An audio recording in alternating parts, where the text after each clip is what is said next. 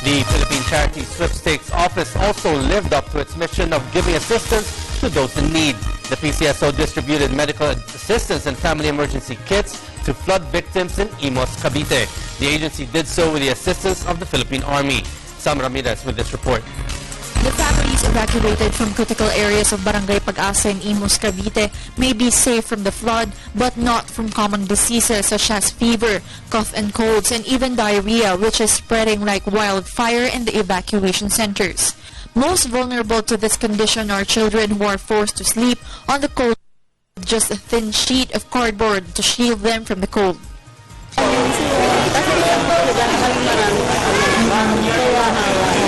177 families or 758 individuals flocked to Tinabunan Elementary School in Barangay Pag-asa 3, Imus, Cavite. Medical assistance and relief goods were distributed by the Philippines Charity Sweepstakes Office, together with a private network. The Philippine Army, headed by Colonel Zamudio, lent their 3 huge army trucks to transfer the goods safely from Manila to Cavite, one of the hardest hits in Luzon. PCSO, headed by Chairperson Marge Huico, distributed family emergency kits containing medicines for common diseases. The private company gave relief goods. This is nothing new, no? Madalas ang PCSO tinatawagan ng Army, ang Air Force para tumulong.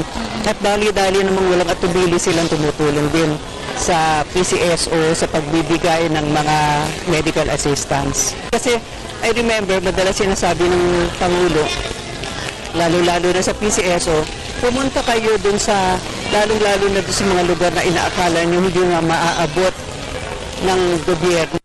Ang mga tao ay naisip na nakalimutan na siguro sila ng miski sinong ahensya ng gobyerno. Vivian Del Rosario, leader of the evacuation center, said that they are in need of clothes and mattresses for families to sleep on.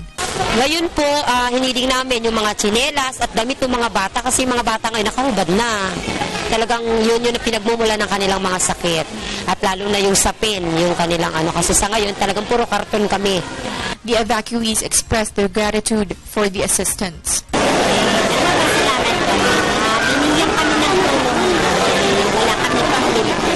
Salamat po sa PCSO na binigyan po ng. Reporting for the People's Television, Sam Ramirez.